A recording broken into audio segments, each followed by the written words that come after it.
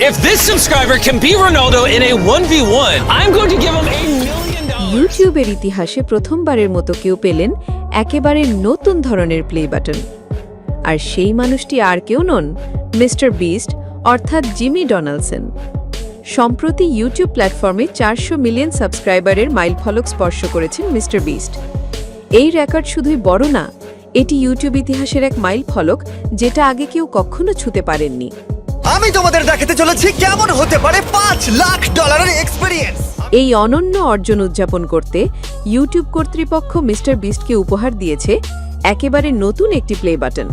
ধাতব ফ্রেমে মোড়ানো, মাঝখানে বসানো হয়েছে উজ্জ্বল নীল রঙের এক রহস্যময় রত্ন। এই প্লে বাটনটি এতটাই স্পেশাল যে ইউটিউবের সিইও নীল মোহান নিজে হাজির হয়ে মিস্টার বিস্টকে এটি তুলে দিয়েছেন হাতে। তবে এই বিশেষ প্লে বাটনের ডিজাইন নিয়ে শুরু হয়েছে নানা আলোচনা।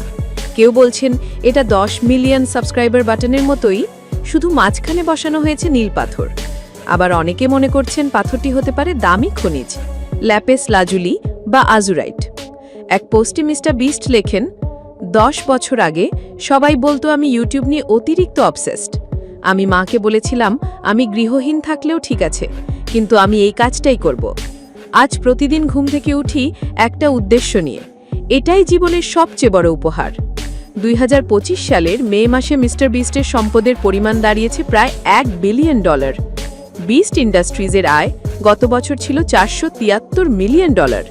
Burger chain, snacks brand, tech investment আর দাতব্য উদ্যোগ সব মিলিয়ে তিনিই এখন বিশ্বের সবচেয়ে প্রভাবশালী অনলাইন উদ্যোক্তা। 400 মিলিয়নের রাজা, নতুন যুগের ইউটিউব আইকন। মিস্টার বিস্ট সত্যি এক অনুপ্রেরণা। আর এই যাত্রা প্রমাণ করে কাজে অবসেশন মানে পাগলামি নয়, বরং সেটা হতে পারে ইতিহাস গড়ার রসদ। আপনিও কি মিস্টার বিস্টের ভক্ত?